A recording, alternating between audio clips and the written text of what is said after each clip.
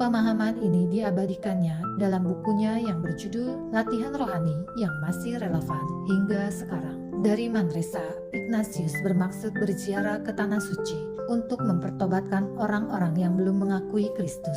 Namun niat ini dibatalkan karena kondisi negeri Palestina yang tidak memungkinkan. Sebagai gantinya, ia kembali ke Barcelona, Spanyol. Pada 1524, Ignatius semakin yakin bahwa tugas pelayanan bagi Tuhan dan sesama perlu didukung oleh pendidikan yang memadai. Karena itu, selama 10 tahun, ia berjuang memperkaya dirinya dengan berbagai ilmu pengetahuan. Ia belajar di Alcalá de Henares, Salamanca, dan Paris, hingga memperoleh gelar sarjana pada 14 Maret 1535. Masa pendidikan ini menjadikan dia seorang yang berkepribadian matang, penuh disiplin diri, serta berpengetahuan luas dan mendalam. Kepribadian dan pengetahuan itu sangat penting bagi perannya sebagai pemimpin di kemudian hari. Kadang-kadang ia memberikan pelajaran agama serta bimbingan rohani kepada orang-orang yang datang kepadanya. Akan tetapi kegiatannya itu menimbulkan kecurigaan para pejabat gereja,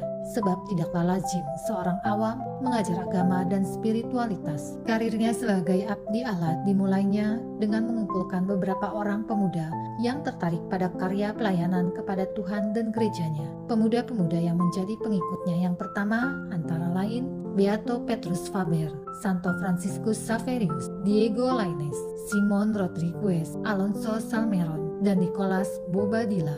Kelompok pertama dari Serikat Yesus ini mengucapkan kaul hidup religius di Kapel Biara Benediktin di Montmartre. Selain mengikralkan ketiga kaul hidup membiara, kemurnian, ketaatan, dan kemiskinan, mereka pun mengikralkan kaul tambahan, yakni kesediaan menjalankan karya misioner di Tanah Suci di antara orang-orang Islam. Ignatius sendiri kemudian ditabiskan menjadi imam pada 24 Juni 1537 karena misi ke Palestina tidak mungkin diwujudkan akibat perang yang terjadi pada waktu itu.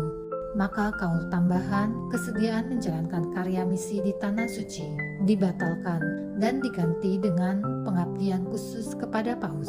Untuk itu Ignatius bersama rekan-rekannya menawarkan diri kepada Paus Paulus ketiga untuk mengerjakan tugas apa saja yang diberikan oleh Paus, di mana saja dan kapan saja.